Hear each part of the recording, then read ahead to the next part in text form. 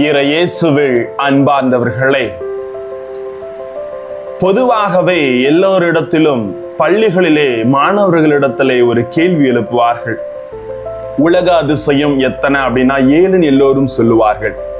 ஆனால் இன்றைய வார்த்தை சற்று நம்மை வேறு விதமாக சிந்திக்க அழைப்பு விடுக்கிறது. உலக அதிசயம் 7 அல்ல, உலக அதிசயம் 1 தான் என்று உங்களிடத்திலே பகிர்ந்து கொள்ள விரும்புகிறேன். எனவே வார்த்தையோடு பயணம் செய்து அந்த உலக அதிசயம் 1 என்பதை என்ன என்பதை நாம் அறிந்து கொள்ள முற்படுவோம். வாங்க. Praise the Lord. இயேசுவுக்கே புகழ், இயேசுவுக்கே நன்றி. இறைவனின் அருட்கரமும் அருளாசிரும் உங்களோடும் உங்கள் குடும்பத்தோடும் இளமையாக தங்கிட உங்களை நான் வாழ்த்துகிறேன்.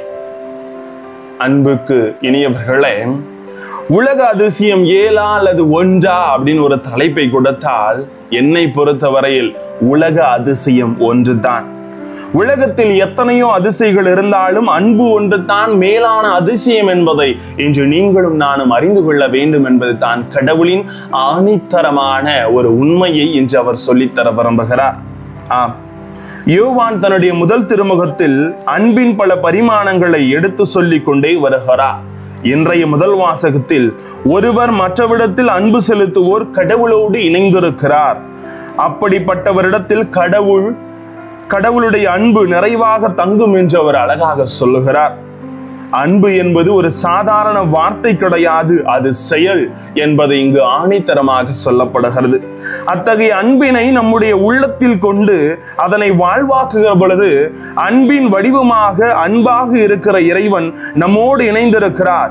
அதே நேரத்தில் உண்மையான அன்பு இல்லாத போது பகைமையையும் வெறுப்பினை மட்டும் கொண்டிருந்தால் நாம் ஒருபோதும் இறைவனோடு இணைந்திருக்க மாட்டோம் என்பது நிதர்சனமான உண்மை என்று இங்கு சொல்லப்படுகிறது.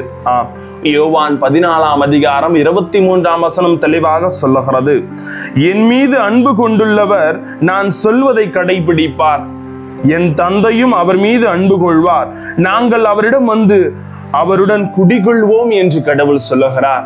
ஆம் அன்பில் இனியவர்களே, ஏனென்றால் அன்பு அச்சத்தை அகற்றிவிடும்.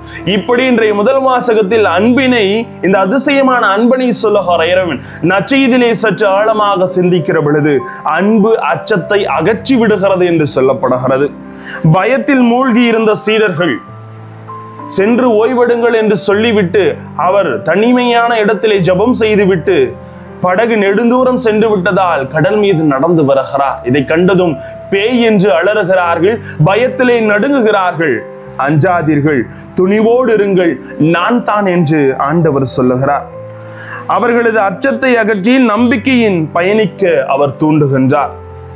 நமது நலவாழ்வுக்கும் வெற்றிக்கும் பெருந்தடையாக இருப்பது அச்சம் என்ற உணர்வு. அச்ச உணர்வு தான் நம் மனதை ஆண்டவரிடமிருந்தும் அடுத்தவரிடமிருந்தும் பிரித்து தனிமையில் வாட வழிவகுக்கிறது. இத்தகைய தடையான அச்சத்தை அகற்ற தூண்டுவது ஆண்டவருடைய அன்பும் உடனிருப்பும் அவர் தருகின்ற உறுதி தரும் வார்த்தையும் தான், அந்த வல்லமையான வார்த்தையும் தான். எனவே இதை அறிந்து கொண்டு அச்சத்தை அன்பு அகற்றுகிறது. உலக அதிசயத்தில் சிறந்த அதிசயம் அன்பு என்பதான் உணர்ந்து கொண்டு உங்கள் குடும்பத்தில் அன்பை வித்திடுங்கள், அன்பை அறுவடை செய்யுங்கள், அன்பை வாழ்வாக்குங்கள், அன்பை எல்லா சூழ்நிலையிலும் ஏற்றுக்கொள்ளுங்கள். இப்படி அன்போடு வாழுகிற பொழுது எந்த அச்சத்திற்கும் கலக்கத்திற்கும் எந்த வேதனைக்கும் எந்த துன்பத்திற்கும் நம்மை நாம் உட்படுத்த முடியாது. ஏனென்றால் அன்பாயிருக்கிற கடவுள் அன்பின் வழியிலே உங்களை வழிநடத்துவார். இதை அறிந்து செயல்படுவோம், ஆசீர்வாதம் நிச்சயம். ஜெபிப்போமா.